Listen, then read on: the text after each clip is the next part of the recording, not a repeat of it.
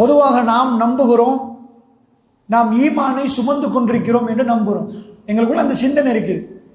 நாங்கள் ஆமன்து பில்லா சொல்லிட்டோம், வ மலாயிக்கத்திஹின்னு சொல்லிட்டோம், வ குத்துபிஹி வ ருசுலிஹி, இப்படி நாம் சொன்னதுனால் நாம் ஈமான் கொண்டிருக்கிறோம் என்று நாம் நம்புகிறோம். ஆனால் சில வேளைகளில் நாம் ஈமான் கொள்ளவில்லை.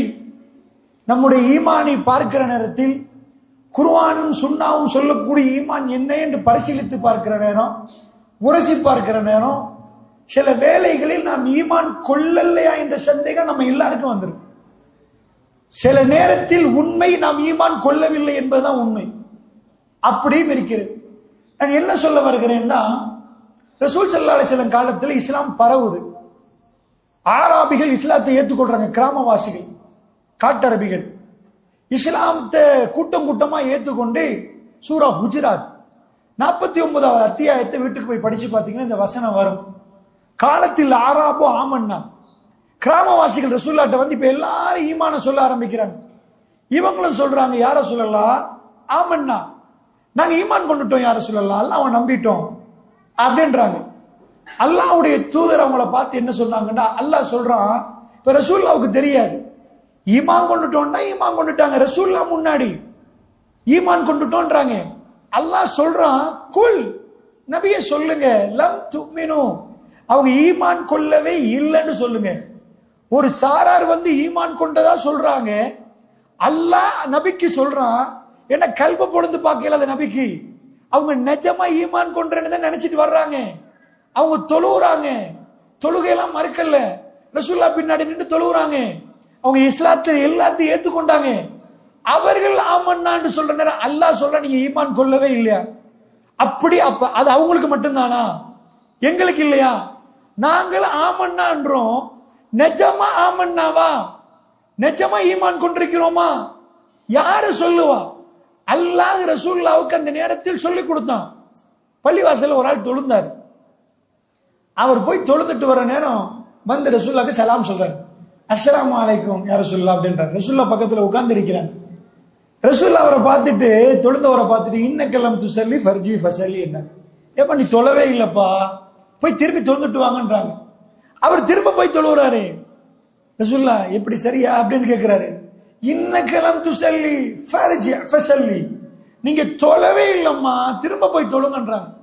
3வது முறை அவர் தொழுந்துட்டு வந்து ரசூலுல்லாஹ்க்கு திரும்ப ரசூலுல்லாஹ் கிட்ட வராரு. ரசூலுல்லாஹ் திரும்ப சொல்றாங்க, தொழவே இல்லை, தொழுகை தொழவே இல்லைன்றாங்க. லம் துசல்லி, தொழவே இல்லப்பா, ஃபர்ஜி ஃபர்ஜி ஃபசல்லி, திரும்ப போய் திரும்ப தொழுந்துட்டு வாங்க. நாம நினைக்கிறோம் நம்ம தொழுகை எல்லாம் கபூல் ஆயிட்டு, நாம நினைக்கிறோம் எங்க தொழுகை அல்லாஹ்ட்ட அங்கீகாரம், அதாவது அல்லாஹ் கபூல் ஆக்கிட்டாண்டு. பெருமானாருக்கு அல்லாஹ் ஒரு சிலர்களை பார்த்து இதை சொல்லுவதற்கு அந்த வாய்ப்பை கொடுத்தான். ரசூலுல்லாஹ் எங்க முன்னாடி இருந்தா நம்ம 100க்கு 100% 100க்கு 50 பூஜ்ஜியமான்னு ரசூலுல்லாஹ் சொல்லுவாங்க. ஏப்பா நீங்க தொழுந்தீங்களா இல்லையா? நாம் நம்புகிறோம், நாம் தொழுகிறோம் என்று, நாம் நம்புகிறோம், நாம் ஈமான் கொண்டிருக்கிறோம் என்று. ஆனால் அல்லாஹ்வுடைய தூதர் ஸல்லல்லாஹு அலைஹி வஸல்லத்துக்கு கல்ப பொளந்து பார்க்கல, அல்லாஹ் சொல்லி கொடுக்குறான். அந்த ஆராபிகள் வந்து அவங்க ஏமாத்தலாம் சொல்லல, நிஜமா தான் சொல்றாங்க, ஆமன்னான்றாங்க. ரசூலுல்லாஹ் சொல்றாங்க, குல் லம் துமினு, சொல்லுங்க ஈமான் கொள்ள, மௌத்துக்கே சொல்றாங்க, நீ ஈமான் கொள்ளலப்பா, வலாக்கின் கூலு அஸ்லம்னா என்றாலும் அவங்க என்ன சொல்லணும் தெரியுமா? முஸ்லிம் என்று சொல்லட்டும், மூமின் என்று சொல்லக்கூடாதான். அஸ்லம்னா கட்டுப்பட்டுட்டோம். ஈமான் கொள்வது வேற, மூமின் என்பது வேற, முஸ்லிம் வேற. குர்ஆன் பிரிக்குது. சூரா ஹுஜராத்ல அல்லாஹ் சொல்றான், கூலு அஸ்லம்னா, அஸ்லம்னா தான் சொல்லணும். அவங்க என்ன சொல்லணும்? கட்டுப்பட்டுட்டோம், எல்லாரோட சேர்த்து தொழுந்துட்டோமா. இப்ப பள்ளியில நம்ம தொழுந்தோம், அஸ்லம்னா முஸ்லிம் ஆயிட்டோம், நம்ம ஹஜ் செஞ்சுட்டோம், முஸ்லிம், நோம்பு முடிச்சிட்டோம், முஸ்லிம். ஈமான் அவர்கள் கல்புகளுக்குள் இன்னும் நுழையவே இல்லை என்கிறான் அல்லாஹ். இன்னும் நுழையவே இல்லை. அவங்க எப்படி ஈமான்தாரி என்று சொல்லுவாங்க? சுப்ஹானல்லாஹ். ரசூலுல்லாஹ்வை சந்திக்கிற பாக்கியத்தை கொடுத்தான் இறைவன். அவர்கள் கல்வியில் ஈமான் நுழையவில்லை என்கிறார். இன்னும் ஈமான் நுழையவில்லை, முஸ்லிம் ஆகிவிட்டார்கள் என்கிறான். அப்ப எத்தனை பேர் ஈமானை சுமந்திருக்கிறோம்? அதுக்குரிய அடையாளம் என்ன? நாம் நம்மளை மூமின் என்கிறோமே, இதுக்கு இஸ்லாம் என்ன சரி சொல்லி தருவதா? உரசி எனக்கு சோம் இல்லைன்னா தெர்மோமீட்டரை வச்சு பார்த்துடலாம், ஓ காய்ச்சல் அடிக்குதுதான், உண்மையாவே ஒரு காய்ச்சல் தான் கண்டுபிடிக்கலாம். ஈமானை என்ன தெர்மோமீட்டரை வச்சா பாக்குறது? அதாவது ஈமான் எப்படி ஸ்கேன் பண்ணிட்டு ஈமான் இருக்குதுப்பா, ஹார்ட் எல்லாம் ஸ்கேன் பண்ணி பார்த்துட்டோம், உள்ளுக்குள்ள ஈமான் இருக்குன்னு சொல்லலாமா? ஈமானை எப்படி செய்யலாம் என்றால், ஈமானை இறைவன் அதை வெளியே காட்டுவான். அதான் ஒரு அற்புதம். நமக்கு ஈமான் இருக்குதா இல்லையா என்பதை அல்லாஹ் ஜல்ல ஷானுஹு தஆலா வெளிப்படுத்துவானா. இதை நம்ம புரிஞ்சுட்டோம்னா, இந்த உலகத்துல ஈமான் செய்யற மாற்றம் என்னன்னு புரிஞ்சோம்னா, நம்ம தொடர்ந்து மறக்காம ஒன்றை கேட்போம், இறைவா இந்த ஈமானோடு மரணிக்கிற பாக்கியத்தை தந்துரு, எங்க கல்வில இருந்து ஒரு நொடியும் இந்த ஈமானை விட்டு விளக்கிறாது, எங்களுக்கு ஈமான நசீபாக்கிரு, இந்த ஈமானுக்கு இஸ்திகாமத்து தந்துருன்னு கேட்போம்.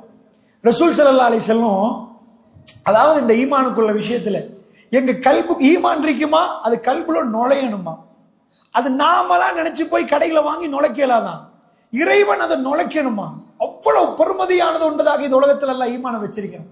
அப்ப நபிகள் நாயகம் ஸல்லல்லாஹு அலைஹி வஸல்லம் அவர்கள் இந்த ஈமான போதிக்கிறாங்க. ஈமான நாம எல்லாம் பேசணும், நாம எல்லாம் கேட்கிறோம், நாங்கெல்லாம் எங்களுக்கு மூமின் என்றோம். நிஜமா ஈமான் ஆயிட்டோம் அல்லாஹ் குர்ஆன்ல சொல்றான், அஹஸிபன் நாஸ் அய்யுத்ரகு யகூலு ஆமன்னா வஹும் லா யுஃப்தனூன். மனிதர்கள் நினைச்சிட்டு இருக்கிறாங்களா நாங்க ஈமான் கொண்டுட்டோம்னு சொன்ன உடனே நம்ம எல்லாம் உற்றுவோம். ஈமான் கொண்டீங்களா, நீங்க ஈமான் கொண்டீங்களா, சரி நீங்க போங்கப்பா, நீங்க ஈமான் கொண்டீங்களா, நீங்க போங்க. அஹஸிபன் நாஸ், மனிதர்கள் நினைக்கிறார்களா, அய்யுத்ரகு யகூலு ஆமன்னா, நாங்க ஈமான் கொண்டு விட்டோம் என்று சொன்ன உடனே நாங்க விட்டுருவோம். வஹும் லா யுஃப்தனூன், வரிசையா ஒத்தரான்னு இல்லைங்க. ஈமான் கொண்டுட்டீங்களா, உன் புள்ளையத்தா இப்ப ஈமானா, உனக்கு தீராத ஒரு நோயத்தாரன் இப்ப ஈமானா, உன் பிள்ளையெல்லாம் கொண்டு போய் கபர்ல அடுக்கு இப்ப ஈமானா, உன் சொத்தை பறிப்பான்ல இப்ப ஈமானா, உன் மானம் பறக்கும் இப்ப ஈமானா, ஒவ்வொன்றாக பறிப்போம், அப்ப ஈமான் இருக்குதான்னு பார்ப்போம்ன்றான்ல.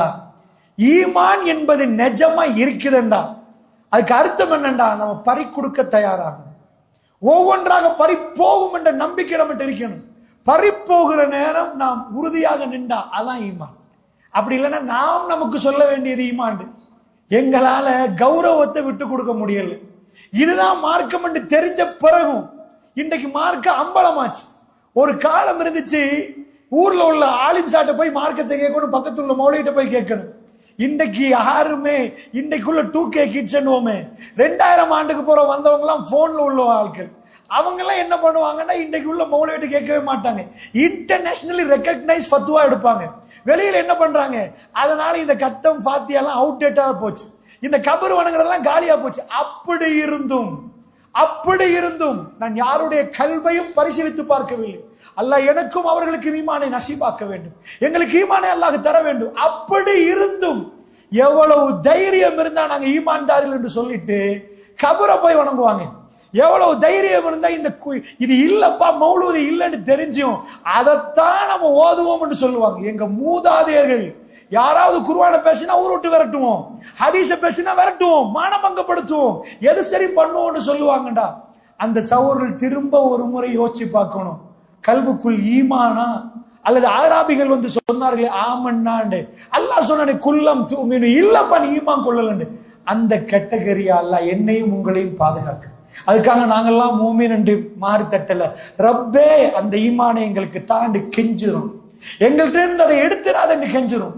அல்லாஹ்வுடைய நல்லடியார்களே, அப்படி என்றால் என்ன ஈமான் என்றா என்ன, நிஜமாக அந்த ஈமான் எப்ப நுழையும்? ரசூலுல்லாஹ்ட்ட வந்து ஒரு ஆள் கேட்கிறாரு, யார் ரசூலல்லாஹ் எனக்கு ஒரு உபதேசம் பண்ணுங்க, நான் யார்கிட்ட இதுக்கு பிறகு உபதேசம் கேட்க கூடாது. அதை எப்படி கண்டிஷன் போறாரு பாருங்க, எனக்கு ஒரு பயான் பண்ணணும், நீங்க இதுக்கு பிறகு யார்கிட்டையும் நான் பயான் கேட்க தேவையில்லை, அப்படி ஒரு பயான் எனக்கு பண்ணணும்.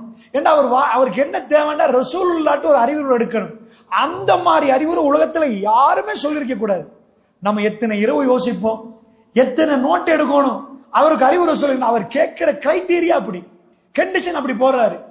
பெருமான சொன்னாங்க, குல் ஆமன்து பில்லா, ஆமன்து பில்லா சொல்லுங்கப்பா அப்படின்றாரு. சொல்லிட்டேன், யார் சொல்ல ஆமன்து பில்லா சொல்லியாச்சா, சும்மஸ்தகீம், இப்ப அதுல உறுதியா இருந்துப்பாரு, அதான் உபதேசம். ஆமன்து பில்லா சொன்னவர்கள் அதுல உறுதியா இருக்கிறது என்பது அவ்வளவு லேசி இல்லை, விலை பேசப்படுவார்கள், ஈமான் ஆட்டம் காணும், அல்லாஹ் இல்லையான்னு நினைக்கிற மாதிரி தோணும், வாழ்க்கையில சில விஷயங்கள் வரப்போக்குள்ள ஈமான் பறந்து போகும். குல் ஆமன்து பில்லா, ஆமன்து பில்லா சொல்லிட்டீங்களா, இப்ப உறுதியா இருங்கன்ட்டாங்க ரசூலுல்லாஹ். ஆமன்து பில்லாஹ் சொன்ன அதிகமானவர்களுக்கு உறுதியா இருக்கவே இயலாது. அல்லாஹ் ஈமான கொடுத்துட்டு அந்த சோதனைகளை கொடுக்க போகல காணாம போயிருவாங்க.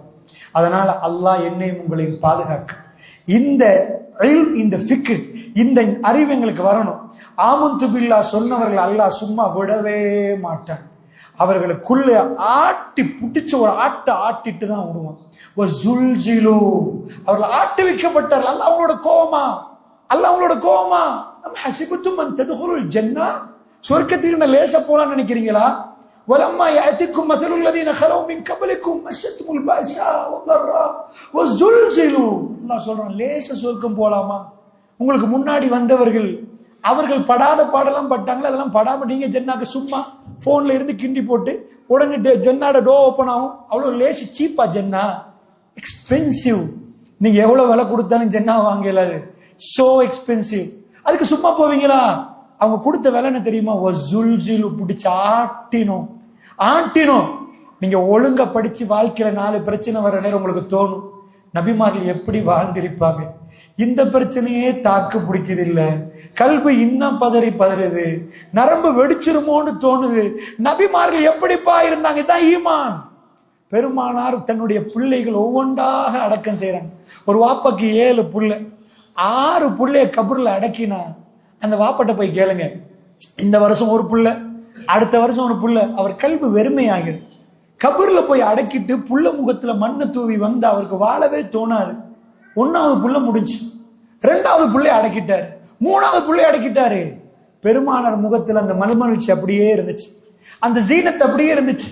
அவர் கடுக்கடுப்பா இருக்கவே இல்லை, சிரிச்சுட்டு இருந்த. அல்லாஹ் சர்டிபிகேட் கொடுக்கிறான், ஃபபிமா ரஹ்மத்தின் மினல்லாஹி லின்த லஹு வலவ் குன்த ஃபத்தன் கலீலல் கல்ப் லம் ஃபல்லு மின் ஹவ்லிக். நபி, அல்லாஹ்வுடைய அருளால் நீங்க ரொம்ப மென்மையாக நடக்கிறீங்க. வலவ் குன்த ஃபத்தன் கலீலல் கல்ப், வலவ் குன்த ஃபத்தன் கலீலல் கல்ப். நபி, நீங்க கொஞ்சம் கடுமையான அதாவது மனசுடையவரா இருந்தா, கல்புடையவரா இருந்தா, லம் ஃபத்து மின் ஹவ்லிக், உங்களை விட்டு ஓடி இருப்பாங்க. குட்டி போட்ட பூனை மாதிரி உங்கள்ட்ட வந்து யார சொல்லலாம் அஸ்ஸலாமு அலைக்கும் பண்றாங்களே, உங்களோட அன்பை அவங்க ஏங்கி தவிக்கிறாங்களே, நீங்க அவ்வளவு மென்மையா நடக்கிறீங்க. பெருமானார் இத்தனையும் இழந்து அவரு இப்படி நிக்க முடியுமண்டா, அதுதான் ஈமான். எங்களுக்குள் ஈமான் இருக்கிற அத்தனையும் பறி கொடுக்க ரெடியா இருக்கிறோம். பறி கொடுக்கிற நேரம் அல்லான்னு சொல்லணும். அதுதான் கல்வுக்குள் ஈமான் நுழைஞ்சது. ஈமான் நுழைஞ்ச பிறகு அந்த ஈமான் அல்லாஹ் உறுதியாக்கும். இந்த பில்டிங் கட்டுறாங்க, பள்ளியை கட்டுறாங்க, ஃபவுண்டேஷன் போட்டாங்க. இன்னும் ஃபவுண்டேஷன் ஸ்ட்ராங்கா இருந்தா 2ஆம் மாடி கட்டலாம். அது இன்னும் ஸ்ட்ராங்கா இருந்தா 3ஆம் மாடி. கல்புக்குள் நுழைஞ்ச ஈமான் இடத்தை பிடிக்குமா? கல்புக்குள் இன்னும் வேறொண்டுமா? இப்படி வேற போய் போய் போய் இப்படி டீப்பா பிடிக்குமா? இன்றைக்கு வர பிரச்சனையோட நாளைக்கு கூட பிரச்சனை வருமா? அதை விட கூட பிரச்சனை வரும். ஒரே ஒரு சமூகம் பள்ளிவாசல உட்கார்ந்து எங்களுக்கு பிரச்சனை வரும்னு பேசுற ஒரே சமூகம் நாங்க மட்டும்தான். மத ஆலயங்களுக்கு போனா பிரச்சனை முடியும்னு நினைப்பாங்க.